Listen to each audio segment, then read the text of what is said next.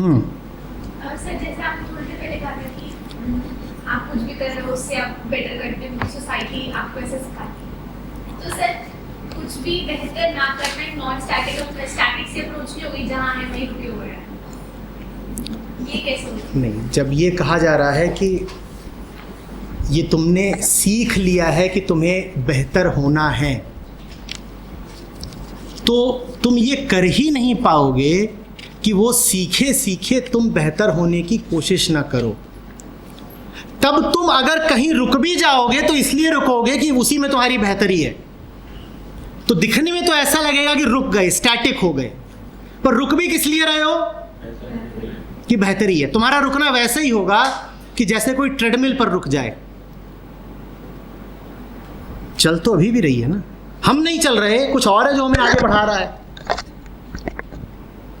या एलिवेटर हो या एस्केलेटर हो, कोई उसमें रुक जाए तो दावा तो कर लेगा कि हम रुके हुए हैं, पर बड़ा चालाक दावा है। रुके तो हुए हो पर तुम्हें पता है कि चल रहे हो। जैसे हमारे ख्यालात हैं, जैसे हमारे मन के ढर्रे हैं, हम रुक सकते ही नहीं। हम रुक सकते ही नहीं। मन का रुकना काम नहीं है। दौड़त दौड़त दौड़िया जेती मन की दौड़, वो दौड़ेगा। रोक के दिखाओ उसको, रोक दिया तो बचा कहाँ। रुका हुआ मन जैसी कोई चीज नहीं होती। तो चलता रहेगा। दौड़ दौड़ मन थकी गया, वस्तु ठौर की थौर। जब दिख जाएगा कि ये जो दौड़ना है ये तुम्हें कुछ नहीं देता, तब थमते हो। जब थमते हो तो उसमें कोई तुम्हारी अवनति नहीं हो जाती, उसमें बहुत बड़ी तरक्की है। आध्यात्मिकता में जिस थमने की बात होती है, वो थमना ये नहीं है कि अब दुनिया में कुछ नहीं करेंगे। वो थमना ये है कि भीतर अब अचलता का एक बिंदु मिल गया है। थमना माने चलायमान न रहना, कुछ अचल अब भीतर मिल गया है। जब भीतर अचलता होती है तो तुम बाहर महागति के पात्र बन जाते हो। भीतर अब पूर्ण अगति है, अकर्म है, और बाहर अब घनघोर कर्म हो सकता है। जो चाहो कर सकते हो। कर ही इसीलिए सकते हो कि तुम्हें पता है कि अब कुछ भी करोगे भीतर तो स्थिर रहोगे ना। बाहर कितने भी तूफान आएंगे, भीतर से तो नहीं हिल जाओगे ना। देखो गड़बड़ ये हो जाती है कि अक्सर जो मैं बोलता हूं उसको यदि तुमने ध्यान से नहीं सुना तो तुम उसका अपने अनुसार अर्थ कर डालोगे और वो अनर्थ हो जाता है,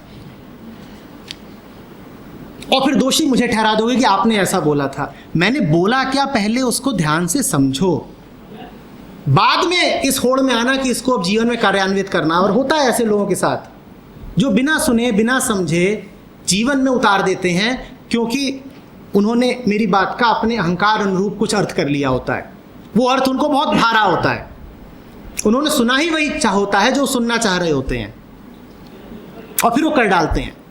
और फिर जब उसके कुपरिणाम सामने आते हैं तो मैं दोषी हूं।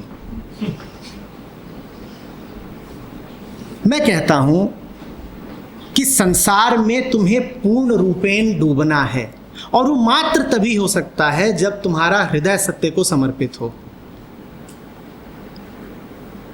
मैं कहता हूं कि तुम्हें घनघोर कर्म का बल होना चाहिए।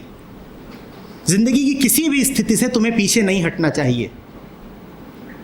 वो पीछे तुम तभी नहीं हटोगे जब तुम्हारे हृदय में श्रद्धा है कि कुछ भी स्थिति, कैसी भी स्थिति में तुम्हारा कुछ भी बिगड़ नहीं जाएगा।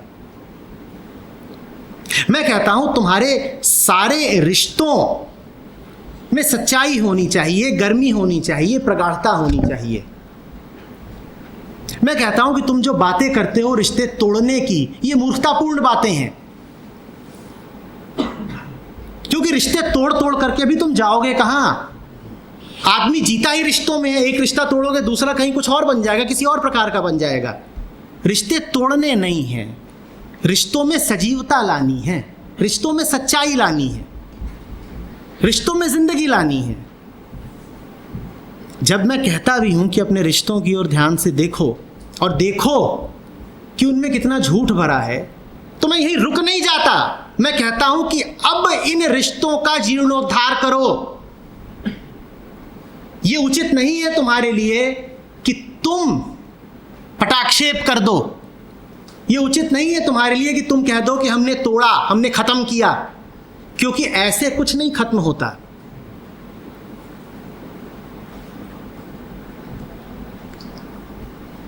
लेकिन उसको जब आप अपने ही तरीके से सुनते हैं तो उसका अर्थ आप ये निकालते हैं कि नहीं, मुझे तो भाग जाना है, मुझे तो पलायन करना है। और पलायन करना बहुत आसान है। जीवन में बहुत कुछ है जहां आप विफल हो रहे होते हैं, विफल हो रहे हैं और साथ में गुरुजी की बात मिल गई कि गुरुजी ने कहा है कि देखो ये सब मोह माया है, मिथ्या है, छोड़ दो, तो चलो छोड़ के भाग लेते हैं।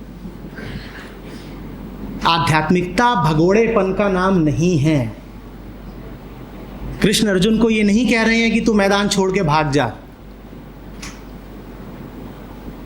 आध्यात्मिक आदमी महायोद्धा होता है। कबीर ने उसे यूं ही सूरमा नहीं कहा है। आप उसे डिगा के दिखा दो, आप उसकी राह बदल के दिखा दो, वो बढ़ेगा उधर को ही जिधर सत्य है। आप उसे डरा के दिखा दो, आप उसे विचलित करके लुभा के दिखा दो,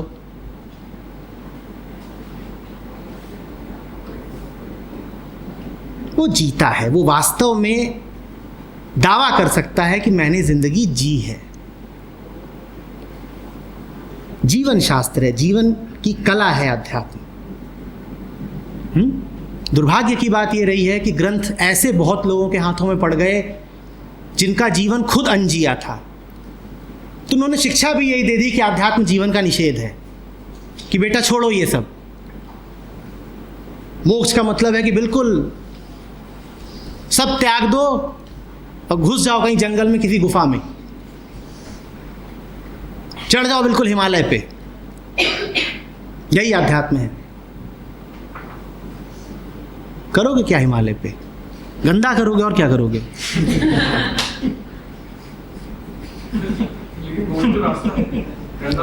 गुरु जी उलाहना में देने के लिए बनारस रुकिएगा इसी बात पर। हिमालय को गंदा करेंगे, हम तो सिटी को भी गंदा करेंगे। वही बात है ना, गंदा करना तो नहीं छूटा ना, गंदा करना तो नहीं छूटा, जगह बदल गई, नाम बदल गया। तुम पहले हो सकता है अपने आप को बोलते हो कि देखिए मैं तो साधारण संसारी हूं, अब तुमने अपने ऊपर ये तमगा और लगा लिया कि मैं आध्यात्मिक आदमी हूं, लेकिन तुम्हारी प्रवृत्ति तो वही रह गई ना। देखो इंसान का जो खेल है वो बड़ा अजीब सा है। ऊपर ऊपर से हमारा बहुत कुछ बदल जाता है, उम्र बदल जाती है, बात करने के तरीके बदल जाते हैं, भाषा बदल जाती है, भीतर की वृत्तियां नहीं बदलती। एक चोर होता है, उसकी चोरी जाहिर होती है कि खुल के चोरी कर रहा है। एक दूसरा व्यापारी है जो आपसे झूठ बोल करके आपको कोई माल बेचे दे रहा है, उसकी चोरी जाहिर नहीं होती। दूसरे पर आधिपत्य जमाने की जो हमारी हवस होती है वो जाहिर हो जाती है जब आप दो लोगों को सड़क पर लड़ता देखें, तब दिखाई पड़ता है साफ साफ कि एक दूसरे के ऊपर हावी होना चाहता है। लेकिन जब दो लोग बैठ करके बड़ी विद्वत्तापूर्ण चर्चा कर रहे हों, तब ये दिखाई नहीं देता कि ये और कुछ नहीं है, ये सिर्फ हावी होने की ललक है। आदमी इन दो चार मूल प्रेरणाओं पर चलता है: डर, लालच,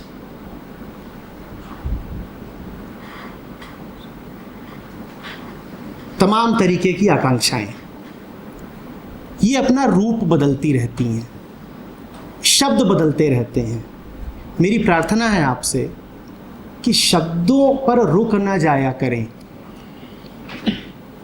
शब्द हो सकता है बहुत कड़वे हों, ये देखिए कि वो आ कहाँ से रहे हैं। शब्द हो सकता है बहुत मीठे हों, तब भी ये देखिए कि वो आ कहाँ से रहे हैं। और जो भी शब्द कहे जाएं, पूरी कोशिश करके उनको विकृति के बिना सुने, अपने अनुसार न सुने, कम से कम सुने, कम से कम सुने। हम इतने भरे होते हैं अपने आप से, इतना ज़्यादा हमारे भीतर अपना ही बवंडर चल रहा होता है कि सुन पाने की क्षमता हमारी बिल्कुल ही कम हो जाती है। हम देख भी नहीं पाते हैं कि बड़ी बड़ी बातें, बड़े बड़े शब्द, कोई प्रेम का नाम लेगा, कोई जिम्मेदारी का नाम लेगा, कोई कुछ कहेगा, कोई कुछ कहेगा। इन सब के पीछे जो वृत्ति है वो तो वही पुरानी पाशविक वृत्ति है।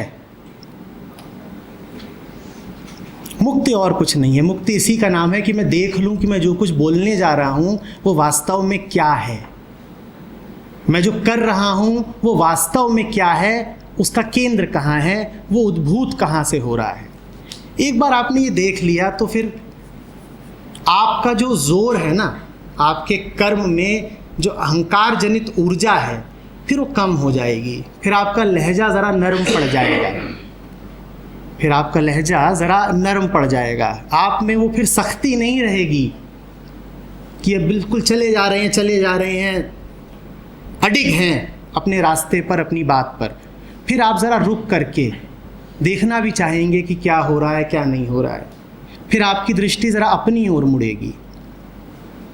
नहीं तो बहुत आसान होता है अपनी ओर देखे बिना बाहर ही देखते रहना, बाहर ही दोष ढूंढते रहना, बाहर को इशारे करते रहना। बाहर की ओर हमारी नज़र और हमारी उंगली लगातार इसीलिए उठती है क्योंकि हमें कोई कारण ही नहीं दिखाई देता अपनी ओर देखने का। अहंकार बड़ी विचित्र बात है। एक तरफ तो वो इसी प्रेरणा से चलता है कि उसमें कुछ खोट है, दूसरी ओर वो ये कहता है कि उसके इस निष्कर्ष में कोई खोट नहीं है कि उसमें कोई खोट है। समझिएगा, अगर मुझे वाकई पता चल जाए कि मेरे मन में, मेरी बुद्धि में, मेरे अंतःकरण में कोई खोट है, तो मैं क्या इस निष्कर्ष को भी गंभीरता से ले पाऊंगा? क्योंकि ये निष्कर्ष भी कहाँ से आ रहा है? मेरी बुद्धि से ही आ रहा है। अहंकार इस विचित्र विरोधाभास पे पलता है। समझ रहे बात को? एक तरफ तो उसको ये लगातार लगता रहता है कि मुझ में कोई कमी है, और दूसरी ओर उसकी जिद बड़ी गहरी होती है कि मैं ही सही हूं। ये आपने देखा होगा, दोनों बातें एक साथ। मुझ में कोई कमी है और साथ ही साथ ये भी कि मैं सही हूं। वो गहराई में बात बैठी होती है, मैं सही हूं। और उसका प्रमाण ये होता है कि आपसे कहा कुछ भी जाए, आप आखिरी निर्णेता अपने आप को बना देते हैं। आप कहते हैं बात भले कही होगी कबीर ने, कि उपनिषदों ने, कि कृष्ण ने, कि किसी गुरु ने, तय मैं करूंगा कि सही है कि नहीं, तय मैं करूंगा कि मुझे उसे ग्रहण करना है कि नहीं, और मुझे अपने मुताबिक नहीं लगी तो मैं उसे ग्रहण नहीं करूंगा। इस जिद से बाज आए। जो हमारे तेवर है ना, जो लगातार